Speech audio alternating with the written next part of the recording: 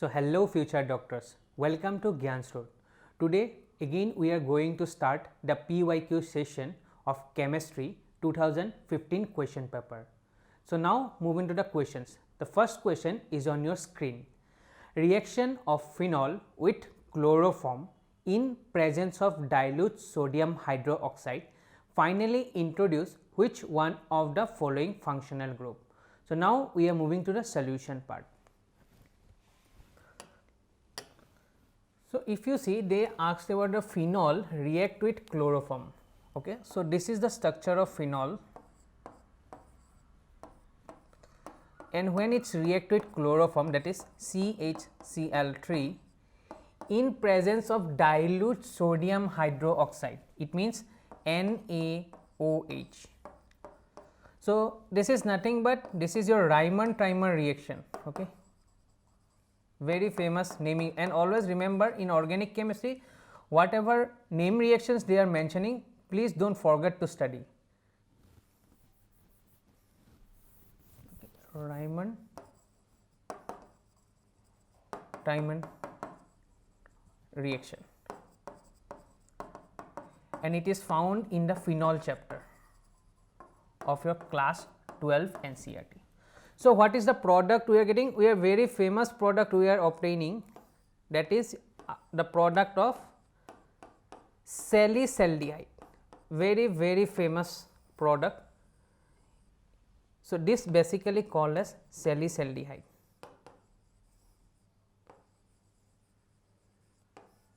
Okay.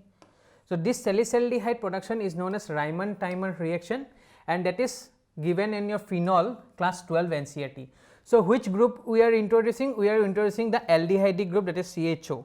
So if you see, option number 4 is the correct answer of your question number 91. So now we are moving to the next question, that is question number 92. So question number 92 is on your screen.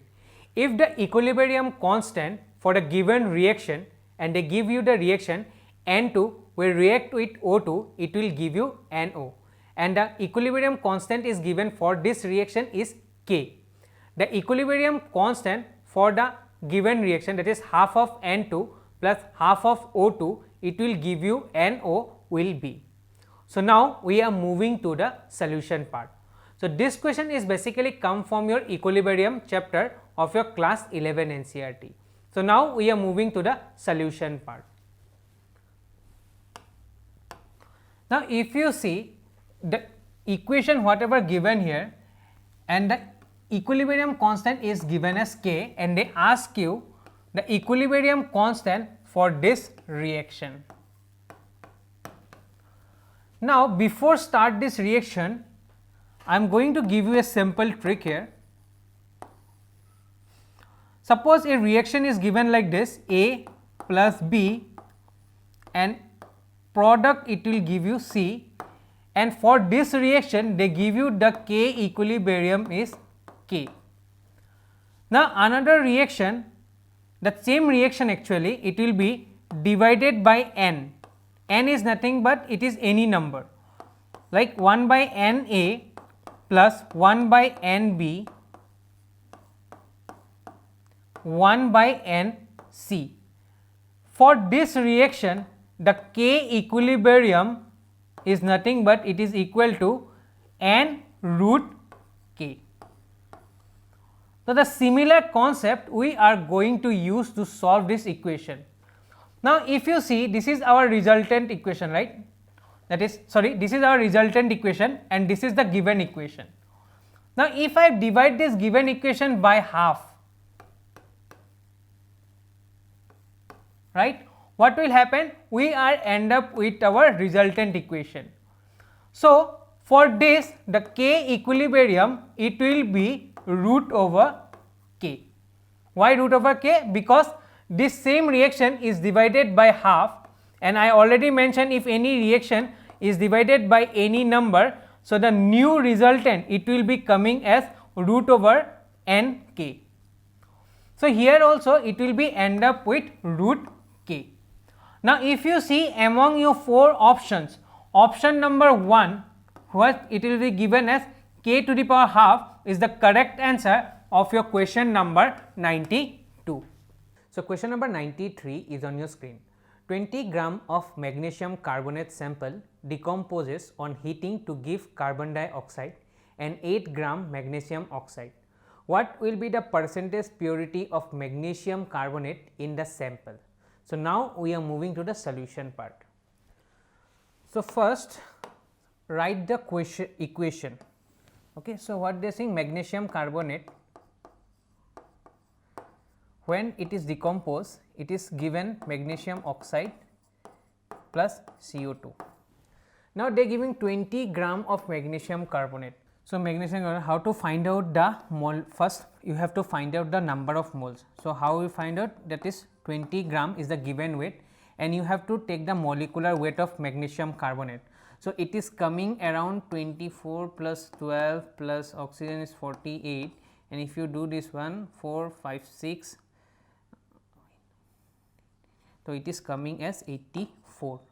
So, now you have to put the 84 and now do the calculation, and it is nearly coming as 0.23 moles. Okay. So, just do the division. So, 0.23 mole it will be come here. Now, if you see the from stoichiometric from the reaction, so what you find, 1 mole, because here it is 1, here 1 and here 1. So, 1 mole of magnesium carbonate will give you 1 mole of magnesium oxide. Now, how much mole? 0.23 mole of magnesium carbonate will give you 0.23 mole of magnesium oxide. So, this is the moles of magnesium oxides. So, here you got 0.23 mole of magnesium oxide. So, now we have to find out the weight of the given weight of magnesium oxide. So, how to find it out? Number of moles is equal to weight given by molecular weight. So, what is the mole we have to find out? Here we have to find it out as 0.23 is equal to weight we have to calculate, and magnesium oxide, what is the molecular weight? Here is 24 plus 16, it will be coming around 40, 6, 4, 10 here, that is coming as 40. Now, weight if you have to calculate, so 0.23 into 40, and this value is approximately coming as 4, 3, 12, 1, 9, and it is coming as 9.2 something, 9.0 approximate value, okay, 9.20. So, if you see how much they are mentioning here, this is the practical value. This is your practical value, and whatever you are getting, this is our theoretical value. So, now remove all the part, and you have to find out the percentage purity. So, how you have to find out? Your practical value divided by your theoretical value into 100. It will be give you the percentage purity. Okay. So, what is the practical value? It is coming as 8, whatever theoretical it will be coming here as 9.20 into 100. If you solve this part, you will easily find out the answer is coming as 84%. You do the calculation like 8, if I am 9 I am taking here. So, 9, 81, so now it is going to 7, yes, 8. So, it will be 84 something will be coming. So, 84 is the answer, that is the percentage of purity. Now, if you see in the options 75, 96, 60 and 84, yeah, option number 4 where 84 you are getting. So, 84 is the correct answer of question number 93. Option number 4 is the right answer. So, now we are moving to the next question, that is question number 94. So, question number 94 is on your screen. The number of water molecule is maximum in. So, this question is come from the basic chemistry of your class 11 NCERT. So, now we are moving to the solution part. So, first we have to find out the water molecules where is maximum. Now, first one is 18 molecules. So, it is 18. Now, if you see 1.8 gram, so first we have to convert it into mole. 1.8 gram divided by 18 into Na molecules. For this one, if you see 18 gram, you have to convert it into moles, it is coming as Na. Now, 18 moles, it will be 18 Na. Now, no doubt, if you see this value 18 Na, it is the highest value if you compare with the remaining part. So, option number 4 is the correct answer of your question number 94. So, this part is general mathematical intelligence. So, here if you see only 18, if you calculate this one, it is coming as 0.1 Na, and if you calculate here, it is coming as 1 Na, but here is 18 Na. So, definitely it is the maximum water molecules which is contained. So, your answer number 4 is the correct answer of question number 94. So, now we are moving to the next question, that is question number 95. So, question number 95 is on your screen. The formation of the oxide ion O2 minus from an oxygen atom requires first an exothermic and then an endothermic step as shown in below. So, thus process of formation of O2 minus in a gas phase is unfavorable, though O2 minus is isoelectronic with neon. It is due to the fact that. So, now we are moving to the solution part. So, this question is coming from the P blocks element of your class 12 NCERT. So, let us see what is the solution. So, O2 minus gas is unfavorable. If you see O2 minus is isoelectronic with neon, means it attained the noble gas configuration. So, it is may be stable, but here what happened, it will be not favored to form this O2 minus. What is the reason? If you see the first option, that is electronic repulsion, here the electronic repulsion is gained by the achieving noble gas configuration. So, because of this reason, option number 1, that is electron repulsion, outweighs the stability gained by achieving noble gas configuration is the correct answer of your question number 95. So, question number 96 is on your screen. What is the mole fraction of the solute in a 1 molar aqueous solution? So, now we are moving to the solution part.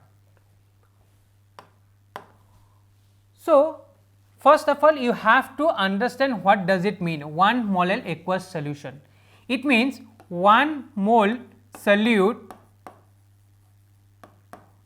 dissolved in 1000 gram of water.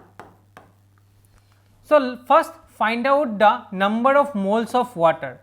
N of H2O is equal to given weight. How much weight they are given? That is given is 1000 gram. And what is the molecular weight? That is will be 18. And after solving this, it will be end up with 55.5 mole. Now, they ask you mole fraction of solute. So, we have to find out the solute mole fraction. So, solute mole fraction is equal to number of moles of solute divided by total moles of solute plus solvent. Solute plus solvent. So, moles of solute it will be 1 plus solvent it will be end up with 55.5. So, after solving this part, your answer is approximately come as 0.0177. So, this is nothing but this is the mole fraction of your solute. Now, if you see among your 4 options, option number 4 which is given as 0.0177 is the correct answer of your question number 96. So, now we are moving to the next question, that is question number 97. So, question number 97 is on your screen. The rate constant of the reaction A to B is 0.6 into 10 to the power minus 3 mole per second. If the concentration of A is 5 molar, then the concentration of B after 20 minutes is. So, now we are moving to the solution part. So, this question is basically come from the chemical kinetics chapter of your class 12 NCERT. So, now let us see the solution. So, if you see here they are mentioning as mole per second. So, this is the unit for zero order reaction, okay, zero order. So, how to find out the zero order? That is W is equal to K into T. Okay. So, this is the formula for zero order reaction. So, if you see for K how much the value is 0.6 into 10 to the power minus 3, and what is T? T is given here as mole per second and rate constant A is 5 molar and the concentration B 20 minutes. So, this is 20 minutes and we have to convert it into second. So, after solving this part you will find out your answer will coming as 0.72 molar, and this is the correct answer of your question number 97, means option number 4 is the correct answer. Now, we are moving to the next question, that is question number 98. So, question number 98 is on your screen.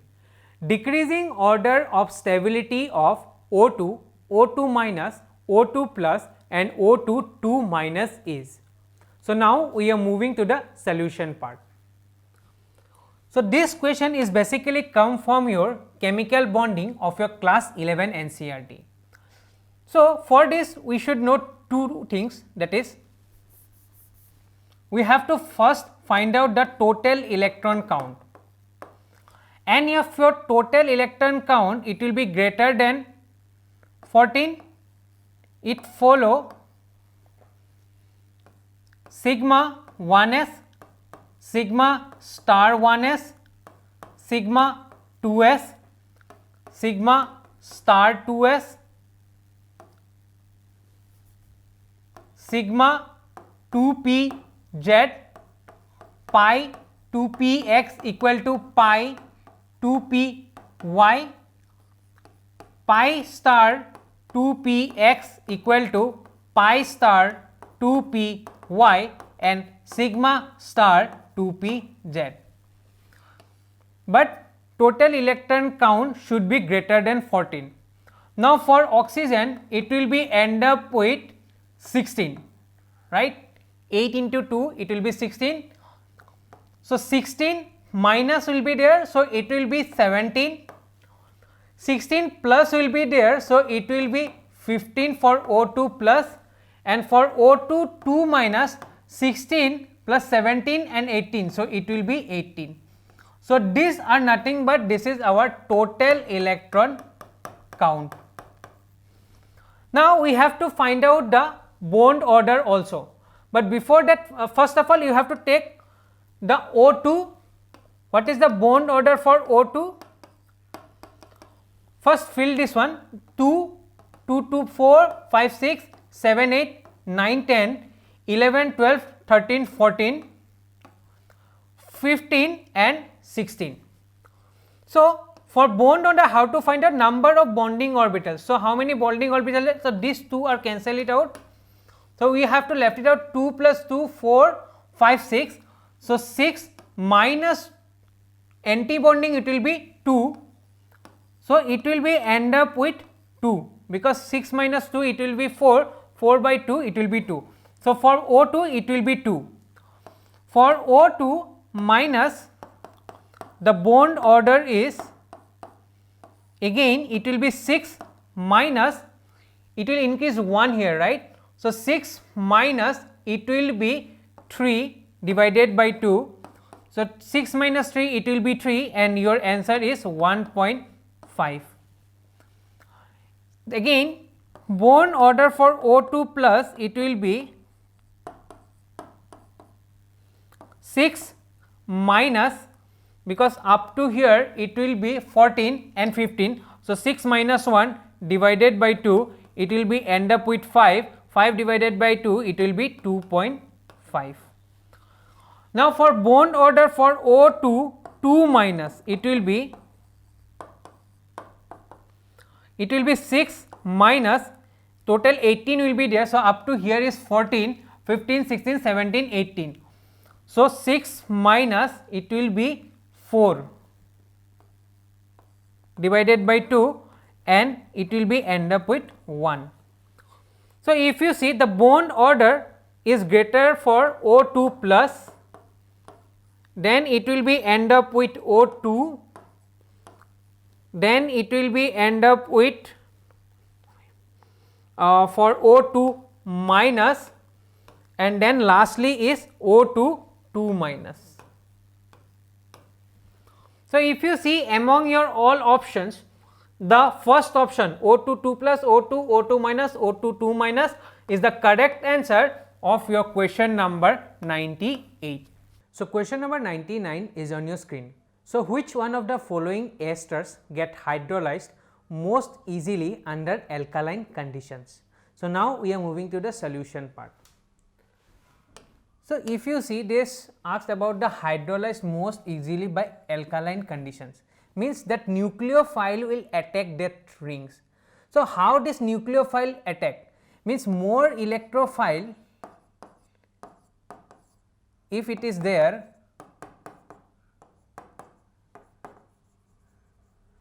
then that compound easily attacked by nucleophile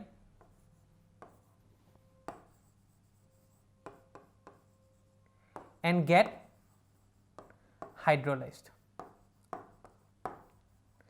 Now, for that if you see the electron withdrawing group, so this is also a electron withdrawing group, this is also a electron, this is also, but this is not possible because here no electron withdrawing group is present. In this case, if you see the NO2, this one is the more electronegative group or electron withdrawing group. So, when this more electron withdrawing group is attached to this ring, so what will happen? It pull the electrons towards itself. So, as a result this ring or this compound will be more electrophilic or more electron deficient as nature.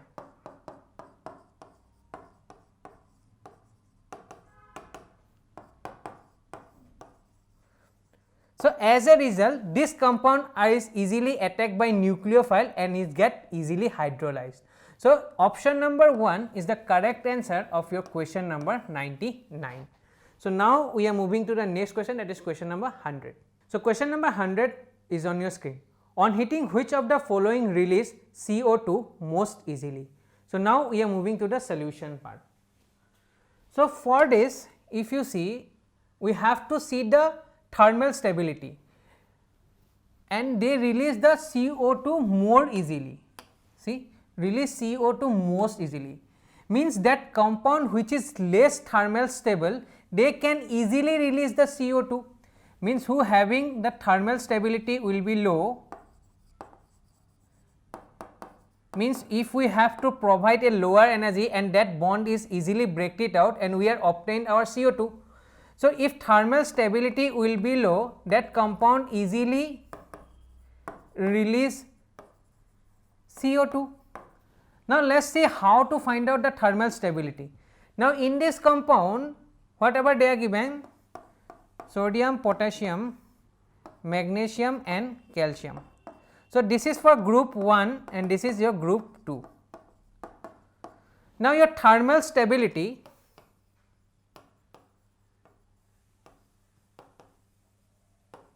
is directly proportional to the size. Why? Because size, if I am comparing, this is a small size and here my CO3 group will be attached. If my smaller size molecule will be there or atom is be there, so what will happen? This polarizing power will be more. When this polarizing power is very more, they pull this electron very strongly. So, as a result this bond is easily breakable. But if I am compare with the larger molecule, so for this the polarizing power will be less. So, if a polarizing power will be less, so they cannot easily pull these electrons of the oxygen. As a result, this bond is not easily breakable. So, what happen? if size will be greater, if this bond is not easily breakable, so what will happen? We have to provide more energy to break this bond, or otherwise we can say this compound is more thermally stable as compared with the previous one. So, that is why thermal stability is directly proportional to size. Again I am repeating, if smaller size, polarizing power will be more, so it will be pull the electrons of this oxygen. So, as a result this bond is easily breakable. On the other hand, if larger size will be there, polarizing power will be less, so they cannot easily pull these electrons density. So, that is why this bond is not easily breakable. It means this compound will be thermally stable, means we have to require more thermal energy to break this bond. So, that is why thermal stability is directly proportional to size. Now, if you see in this is the greater size, so this is more stable, if you see this is the more stable. Now, if you see in the period, so what will happen? So, this is more stable because they are having a larger size and this is more stable. So, what we are getting as a thermal stability answer, that KCO3 will be more than your NaCO3, Na2CO3, and then it will be coming as calcium CO3, calcium carbonate, and then it will be coming as magnesium carbonate. So, this one is more thermally stable and this one is less thermally stable. So, as a result here the CO2 gas will be releasing more. So, if you see in the option number 3 where magnesium carbonate is given, so that is the correct answer of your question number 100. So, question number 101 is on your screen. So, which one of the following pairs of solution is not an acidic buffer? So, this question is come from the equilibrium chapter of your class 11 NCERT. So, now we are moving to the solution part. So, they ask you again, when they ask you yes, no, decreasing, increasing, first mark it. So, here they ask you the not an acidic buffer. Okay. So, not an acidic buffer.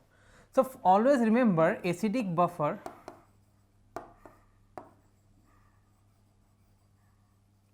consists of an weak acid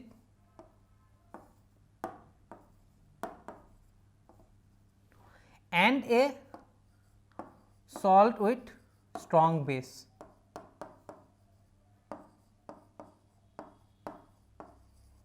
Okay. So, this only you have to remember, acidic buffer consists of weak acid and a salt with strong base. Now, how to find it out weak acid? The which compound is completely dissociate. Like if I am saying HCl, it is completely dissociate as a H plus and Cl minus. So, these are not a weak acid, this is a strong acid. Weak acid which is not completely dissociate, like in organic acid, the most of the organic acids are act as an weak acid. So, now if you see in the option, see this is a weak acid, okay, and this is your salt with strong base. So, this is an acidic buffer. If you see this one also a weak acid and salt of a strong base, this is also a acidic buffer. If you see H3PO4 and Na3PO4, so this is also a acidic buffer, this is also an acidic buffer, this is also an acidic buffer, this is also an acidic buffer. But if you see this is perchloric acid with NaClO4. So, this is HClO4, it is a strong acid. How it will be dissociate? HClO4 when I am putting water here, so it will be dissociate as H3O plus ClO4 to minus. So, see this part is completely dissociate. So, when it will be completely dissociate, that compound is a acidic, strong acid, but if we required a weak acid. So, this is not an acidic buffer, and in the question also they ask you which one is not an acidic buffer. So, option number 1 is the correct answer of your question number 101. So, now we are moving to the next question, that is 102. So, question number 102 is on your screen. The sum of coordination number and oxidation number of metal M in the given complex. So, this question is come from the coordination chemistry of your class 12 NCERT. So, now we are moving to the solution part. So, if you see here, they given this complex, and this is also a neutral bidentate ligand. This is also a bidentate ligand. So, this is also consists of C2O4 2 minus. Okay. So, first we have to find the oxidation number here. Okay. Oxidation number. So, if I am taking here, this one is X, and for ethylene diamine the oxidation state we can take it as 0 here, and for C2O5 it is coming as -2, and this is having the +1. So, now if you solve this one, so X is equal to +3. So, this is the oxidation number. Now, let us count the coordination number for this. So, what will coming here? 2 into 2, because the bidentate ligand and 2 donor site is there in one ethylene diamine. So, 2 into 2, that is 4, plus C2O4 2 minus, this also having the 2 donor site. So, plus 2 is equal to 4 plus 5 6.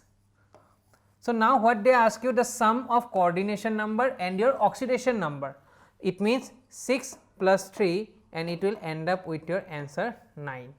So, if you see in option number 1 is the correct answer of your question number 102. Well, this is from the chapter Animal Kingdom. So, which among them have 2 separate circulatory pathway? That is the answer number 2, that is whale. So, among these 4 options, option number 2 is the correct answer. That means whale has 2 circulatory pathways.